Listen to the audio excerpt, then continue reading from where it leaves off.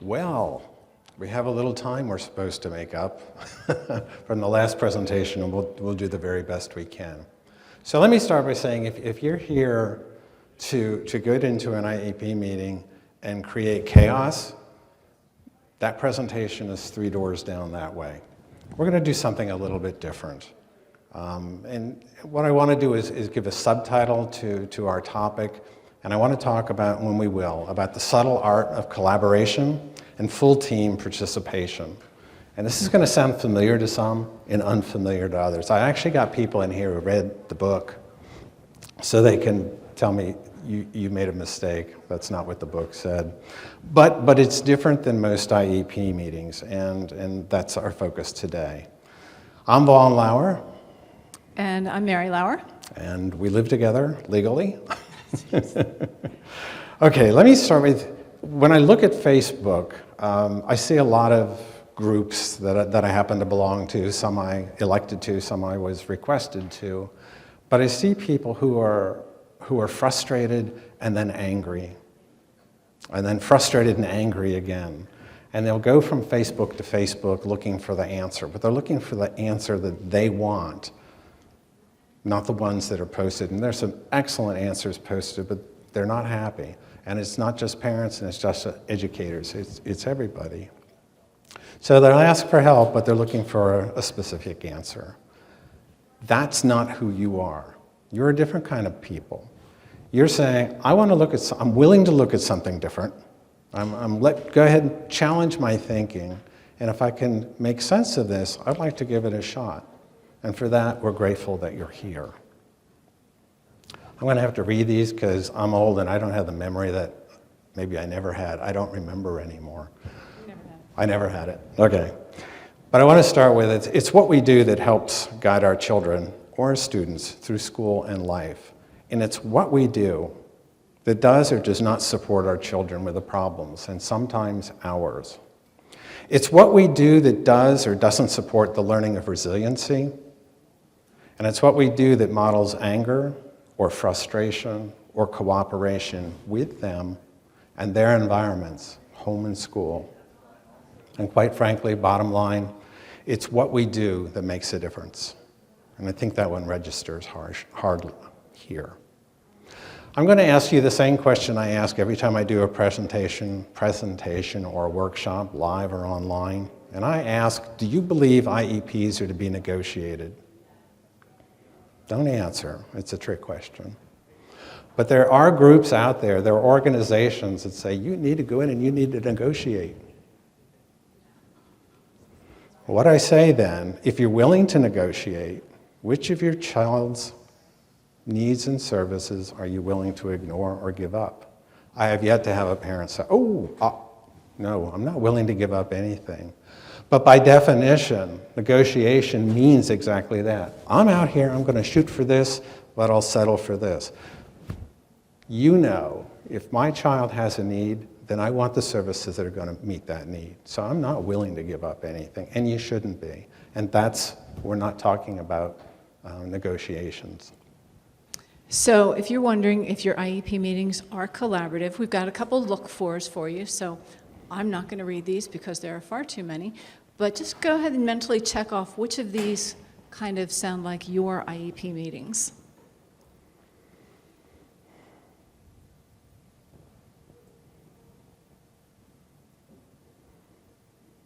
But wait, there are more.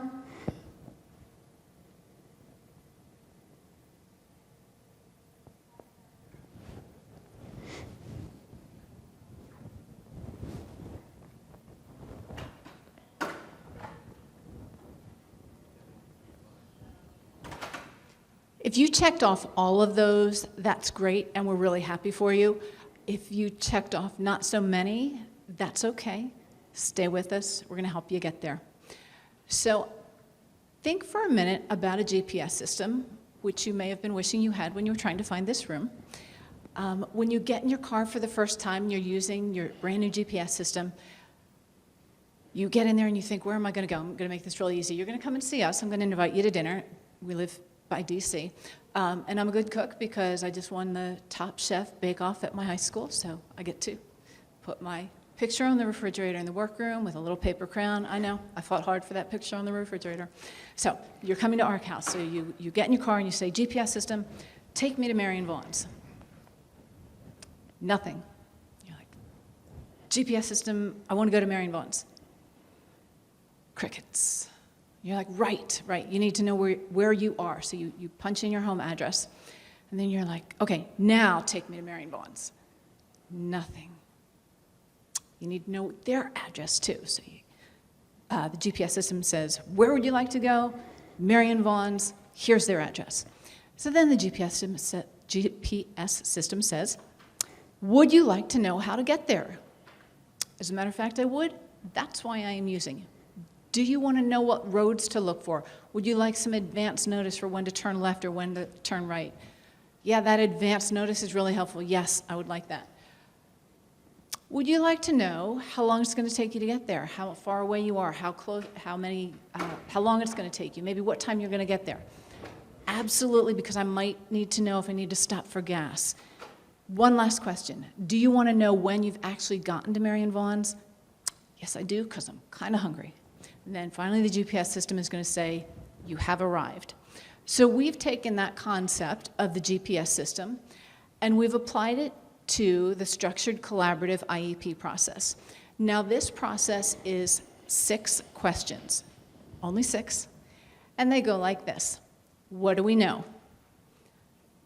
Where do we need to go? How will we get there? How do we know we are getting there? How do we know when we've arrived?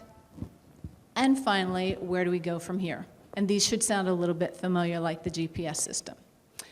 Before we start telling you about that first question, I want to talk a little bit about meeting rules, or the fancy term is IEP etiquette. And so I may start an IEP meeting, back it up. I should start my IEP meetings with rules. I don't always remember to do that. But it would go like this, and I'd have them posted, and I'd say to the team, these are some rules that I'd like to use today to help us move more smoothly through the IEP meeting.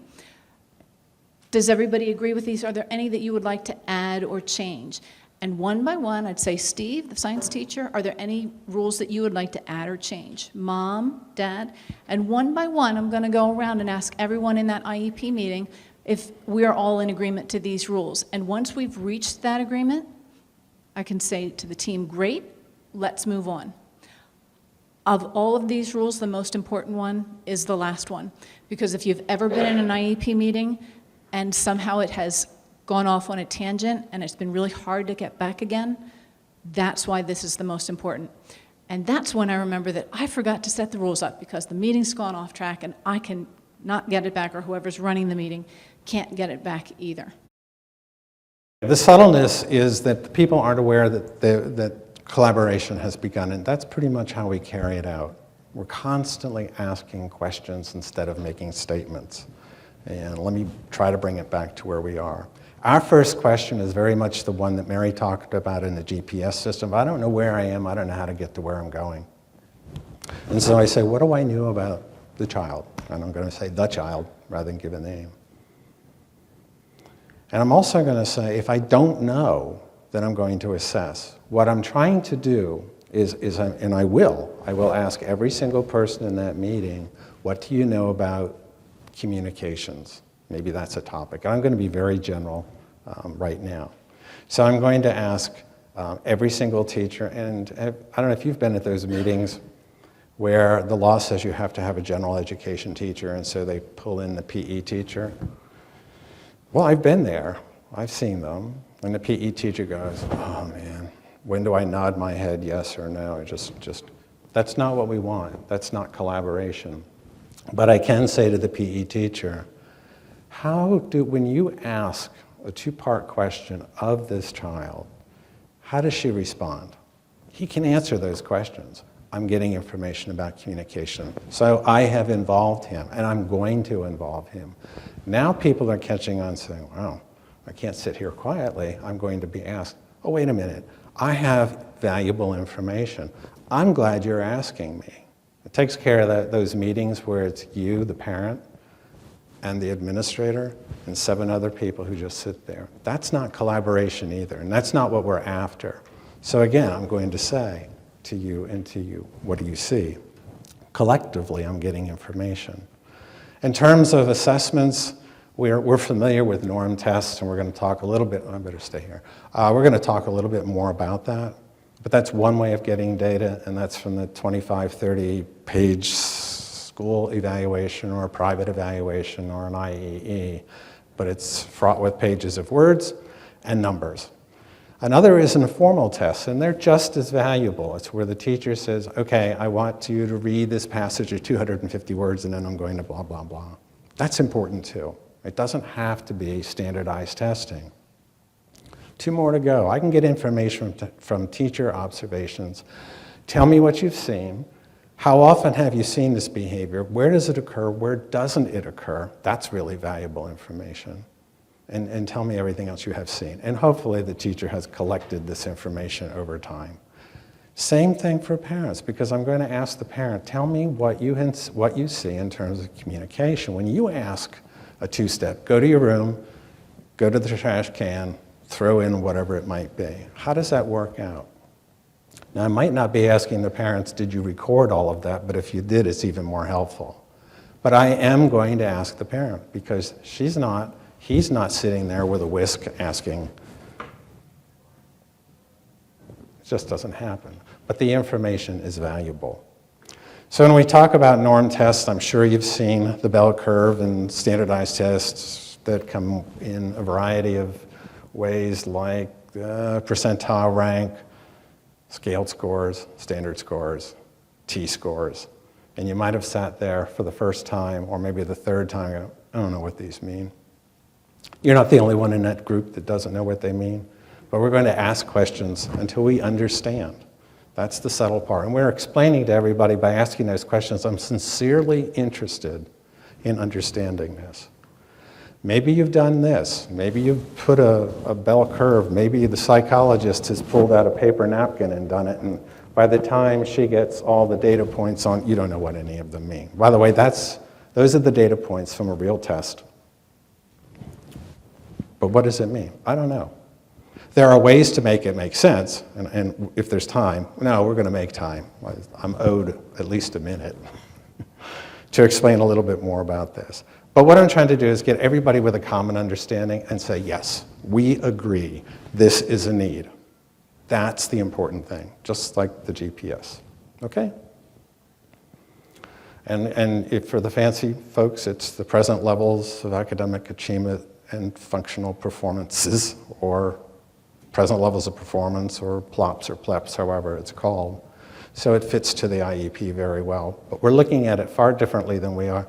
Okay, here are the test scores, let's move on. That's not really valuable, this is. The next question is, we're going to ask, okay, if we know where we are we going? In the case of Mary, I'm going to Mary's house, here's the address, and I'm going to define what we call our goals.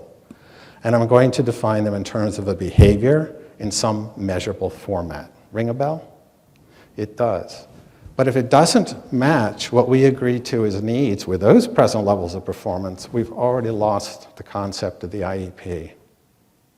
And that happens often. Actually, the worst, where everything typically goes awry, is right in that beginning on agreeing what the needs are. So we write a goal based on the present levels of performance, and we continue building. But I'm asking everybody, do you understand this goal? Does this make sense? Does it relate to what we talked about earlier? Yes. And I'm asking every single person. Okay, great. So here's a real goal that he has seen in print, and actually I've been in an IEP meeting where this was presented to a parent. This is not me, because I actually do know how to cross the street. But this is a real easy goal because we know what the behavior is, crossing the street. We know what the condition is safely, and we know how it's going to be measured 7 out of 10 times. But, and I know you're ahead of me, what about those other 3 times? We've got a little problem with this goal. And in the IEP meeting that I was in, I couldn't get there fast enough because Mom beat me to it. She's like, we've got a problem here. Yes, we do. There are some goals that are very easy. If I, as a teacher, got this, I would know exactly how to set this up to measure it. I just have a problem with those other 3 times. So although a good and very, or not a good, a clear goal to understand, it's a useless goal because that actually should be 10 out of 10 times. Well, and part of the reason Mom could say, I don't like this, is because it was easy to understand. And if you've had goals where you sit there and you go, well, here's an example. Read this one mentally to yourself on one breath. No cheat up. See, you're starting to breathe already.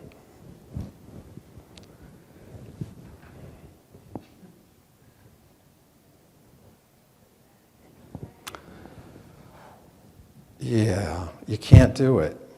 And unless you know all the tech talk to this goal doesn't make a whole lot of sense. And actually, and I can see the faces, you already know this is made of several goals, but they're not easy to understand. They're fine for the person who wrote this, and I got this off a website, totally different population that was being served, but was promoted as, this is how goals and IEPs should look. What are the chances, do you think, of this goal being implemented, much less measured? You're right, 0. The goal that Mary had, we can all do, even though it's wrong. I understood it. I don't understand all this. The other thing that I'll point out, I do not know where this comes from, but it's 80% accuracy, I assume across all these things, 4 out of 5 trials. Now 4 out of 5 trials is 80%. So I'm saying that 80% of the time, they'll be 80% accurate, which is 64% of what? It doesn't need to be that complicated. It's not a federal requirement, so I tell people, you don't have to write goals like that. Write them so that they're understandable. Okay. If I can write a goal, and let's take Mary's, for example. I understand it. I know when I'm going to get there, because I do understand it. But I'm also now in a position to say, well, this is what I need in order to achieve that goal. And sometimes when you have IEP meetings, you'll go along and the present levels of performance, everybody agrees, these are the needs, this is the goal, and somebody says, I think this service should be provided. And somebody says, nope. Ever happen? Yeah, me too.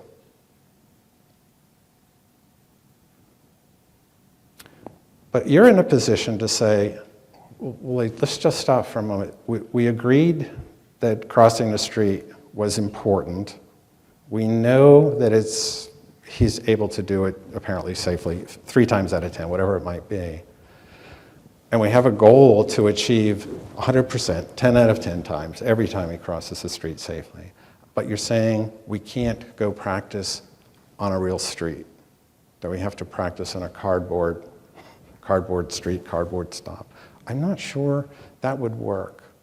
Mr. PE teacher, would that work? Does that sort of help us achieve that, do you think? Is there a better way? What do you think? I did that badly, but what I'm doing is bringing folks back into the main and saying, tell me what you think. Now this is helpful because it helps avoid that the administrator and the parent stuck all the time, because everybody knows they're going to be asked questions. The administrator can't say, oh, you're not allowed to ask people. Oh, I'm sorry. This is an IEP team, and I really want to know what other people are thinking. I think that's important. Okay, we do that. Okay? This is the one I forget. What is that phrase? Just in case. Just in case. I can never remember this. But the federal law does not say in the IEP you can list anything you want just in case you need it.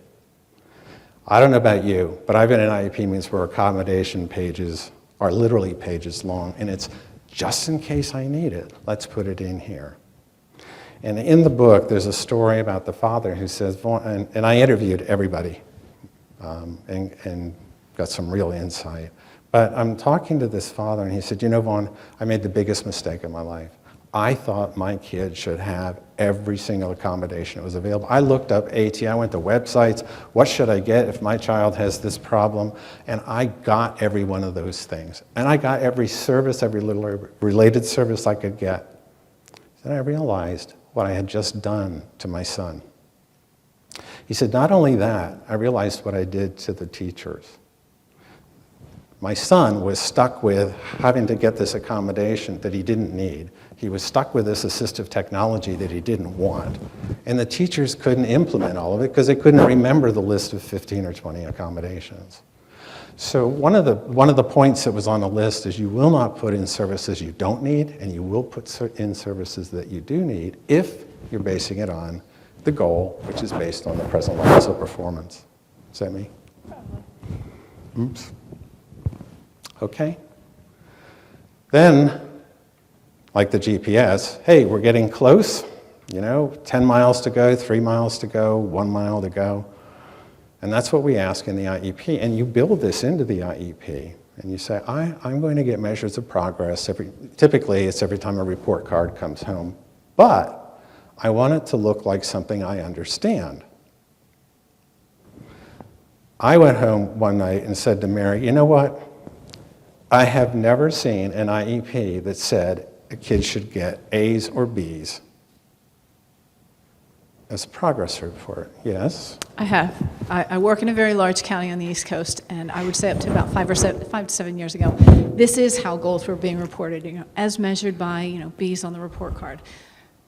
I can safely say now that we don't measure that. Now, with report cards now, we are using, terrible goals, 7 to 10, 7 out of 10 times, 8 out of 10 times, or depending on the goal, 60% accuracy. The measurement is now matching the goal, not a report card, which is useless. And then it's understandable, and that was the whole point of this IEP. I'm not going to write something that's magical where I have to hire somebody to explain a simple thing like a present level performance or a goal and so forth. You might have seen these where you get a report home that says, approaching standards, thinking about teaching so he might make the standards, could maybe make the standards. Have you seen things like that?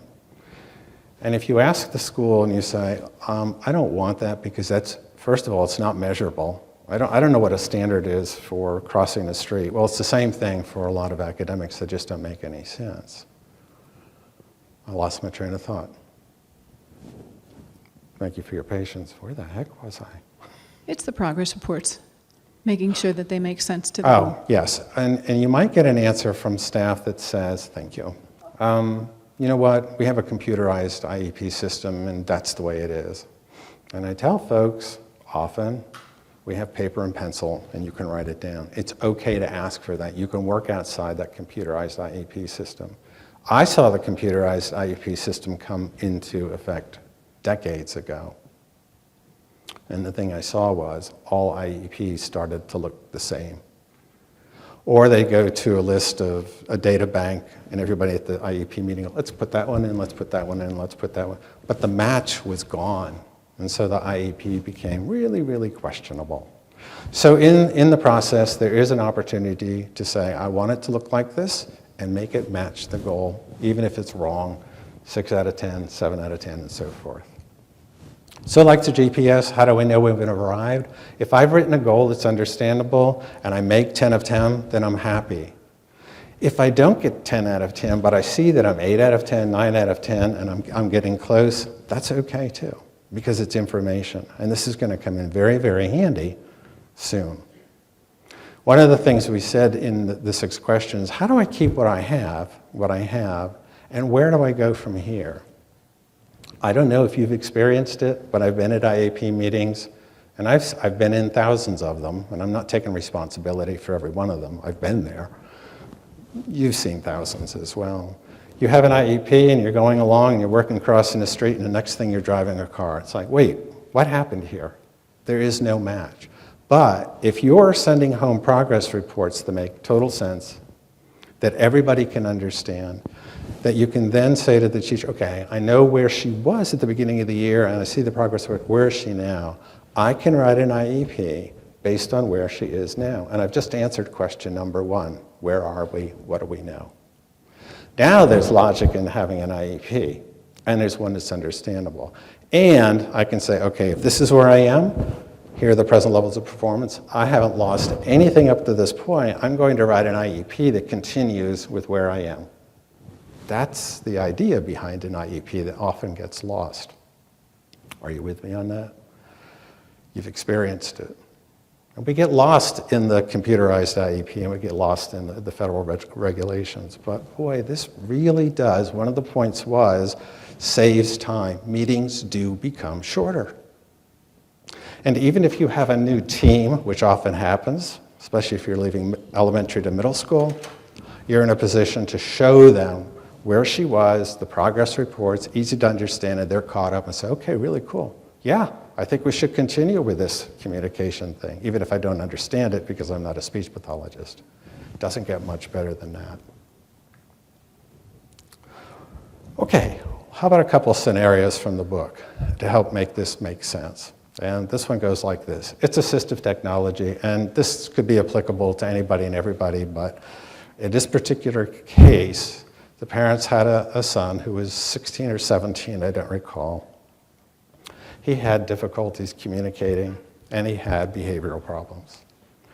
And so parents were visiting friends who just happened to have a Dynavox. And mom and dad said, what is this thing? And they're watching it being used. And the parents of the daughter said, this is what it is, this is what it does. Much more effective communication. We understand, she understands, I mean, you know where I am. Interesting enough, a lot of those behaviors we were concerned with aren't here anymore, or they've certainly been reduced. If I'm able to communicate, my behaviors are better. My dissertation was based on that. My own life experience were based on that. If I can't communicate, you can ask, it's tough. I don't think you want the answer to that. All right, she might be too many details.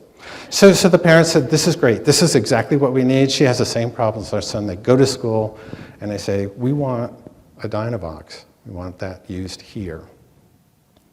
And the school said, why? They said, because it'll help. The school said, no, sorry, we're not going to do that. Well, the school actually happened to be one person. That's a familiar scenario. So the parents left. Oh, what do we do now? They're very smart parents. And they said, you know what? If we could use it and it worked and we could video, then we could take it to school and show them what we're talking about. Maybe then they'll understand. Yeah. Mom was tech savvy, so hours of video, short-term training, it was not difficult for them.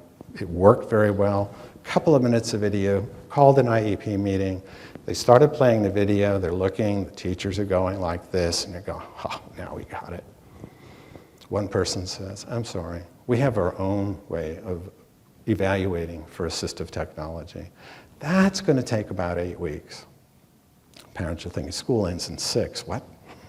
This doesn't make any sense. We've lost a couple things here. There ain't no collaboration in this IEP meeting. There's not an equal understanding, and that's exactly what happened. So they go to the director of special education and say, you know what, this is where we are, here's the video, and the director connects with the school and says, you know what you're going to do? You're going to put this into place, and you're going to monitor its effectiveness, and over the course of the next 5 weeks, we're going to sit back as a team and say, does this work or does it not work? That was clever. So they got the Dynavox, and of course it worked. Well, what I want to point out here is the two things we're missing, and I just already said. The one is the team, the full team, did not have a full understanding of what the parents had and what they saw. And the second is collaboration was killed because one person was allowed to speak and the rest. Okay? Reverse that. They could have saved a lot of time. And what they ended up here was losing 3 or 4 months of time trying to deal with the school. So the second scenario, sorry, I skipped ahead a little quickly there. Might be able to tell where this is headed based on the title. I am an attorney. So I'm going to say the scenario is the same but different. It is the same because the child had the same presenting problems, communication difficulties, challenging behaviors. He, however, was 2 years old. And so the mother was able to get ABA services and speech and language services in the home. As he's getting ready to enter preschool, she's talking to her friends, and her friends are saying, oh, IEP meetings are terrible, the school's going to fight with you, you're not going to get the IEP and services that your son needs. And so being an attorney and having certain resources at her disposal, she figured, I'm going to need to have some evaluations done, it's going to take the school too long, I'll just go ahead and get them done myself. and she did. So in the course of getting the evaluations done, she went in and told the doctors, this is what the reports need to say so that I can get my son the services I want him to have.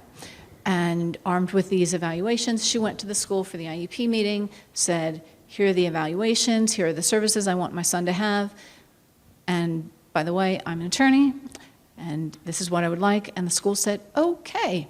And so her son went to preschool, life was good for a while, but he wasn't making the speech progress that she wanted him to make.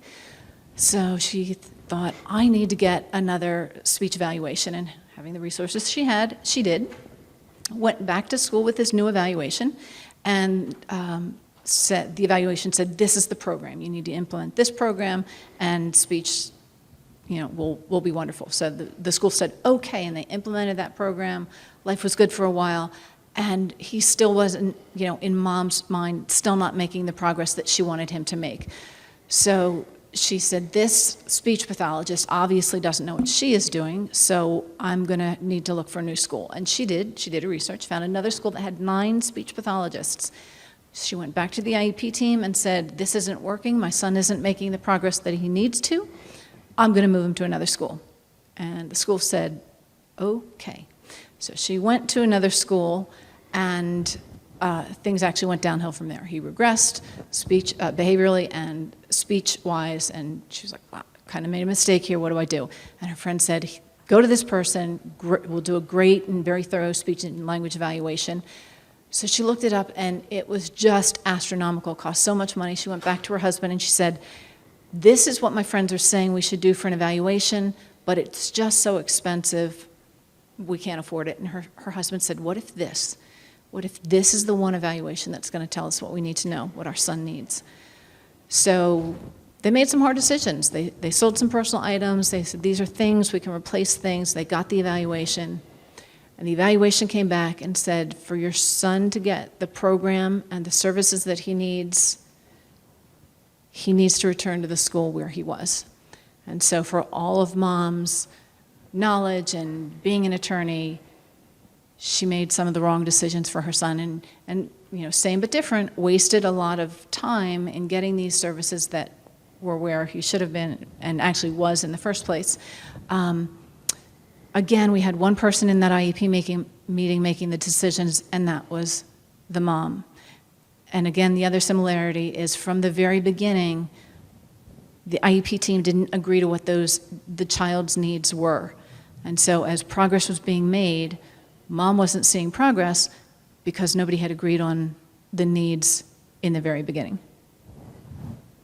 And again, in both cases, having an equal understanding wasn't achieved.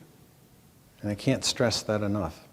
And that's where most things go wrong in any kind of communications. Scenario 3, it's a little bit different. I tried it.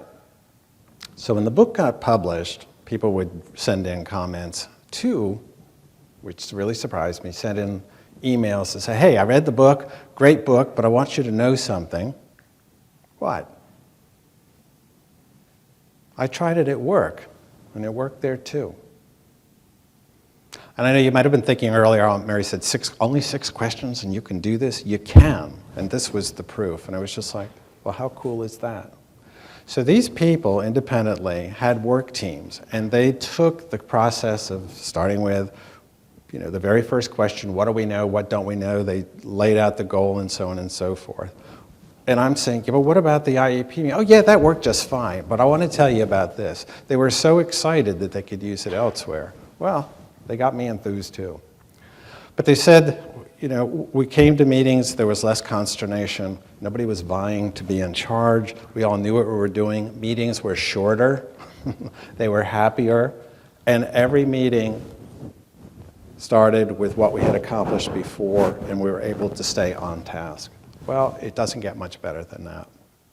So this does work, and it works regardless of the disability and obviously the environment. I suggested to Mary maybe people could use this in families. As she said, not in ours. Okay, so we're not going to have family meetings like that. But it can work outside of the IEP system, and that's what was really cool. I took it from you, didn't I? Yes, you did. That was my line. Darn it. Okay, so in summary, really just 3 key points that we want you to take away, and that is this: the child's needs are always the focus. It's not the school's needs, it's not the parents' needs, it's not the teacher's needs. It always needs to come back to the child's needs. And it's from that point, that's question 1. What do we know? What are the child's needs? It's data, which is really just information. Information about the child, behaviors, understanding, just understanding the child and the child's needs for everybody at that IEP team. That's going to be the key to understanding. Once we can understand a child's needs at home, in science class, in PE, across all settings, then we are better able to understand the whole child. And finally, when you answer those questions in that order, the IEP writes itself. Follow the questions in order, and the IEP writes itself. So how do you make it work? Well, learn from my experience, and start with meeting rules. It's going to help the meeting run more smoothly, and also it's going to start that collaboration from the very beginning. You do need everybody in the meeting to participate, and that is having every single person respond to a question so that you get feedback from everybody. If everybody knows the order of those 6 questions, then you're not going to be having somebody say, I want to talk about placement before we've even talked about the child's needs. And finally, and maybe most importantly, you do need reasonable people in the room to focus on the child's needs. And I will admit, I have been that school person sometimes who has been the unreasonable person. If you find yourself either being the unreasonable person, bring somebody in to support you. Or if, like in Vaughn's example, where the school had somebody unreasonable, go above them. That's your right. You're fighting for the child. You're there for the child's needs. There is one caution, though, and that is that you don't always get what you want. What you should get is what your child needs. And this time, for real, if you happen to be hearing music in the background and you happen to be hearing the Rolling Stones, that's okay, because we do too every time we see this slide. The key to this has always been and always will be to ask questions, and it's how you ask the questions. If somebody says something and you say, oh yeah, prove it, your chances of continuing a collaborative atmosphere just went down the drain. But if you say, wow, to help me understand, could you show me some work samples? I really would like to see it from your perspective because I'm having a problem. It diffuses everything. I know there are times you want to say, prove it.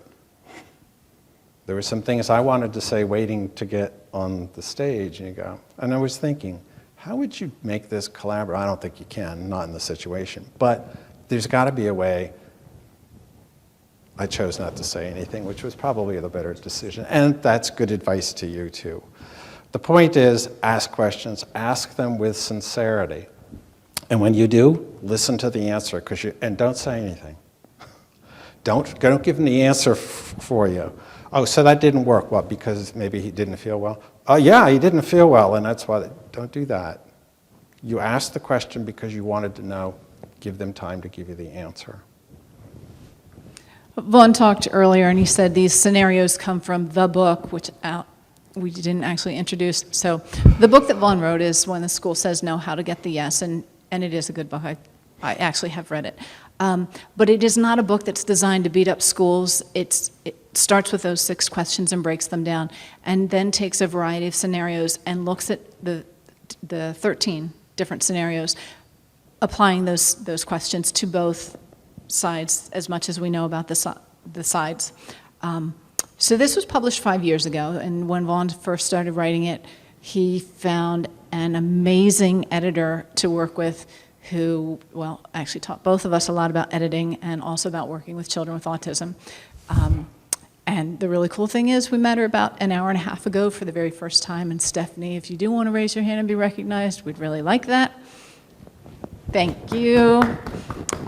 We are so thrilled that you're here with us today, and you've absolutely given us so much, and we're so just glad we can call you a friend.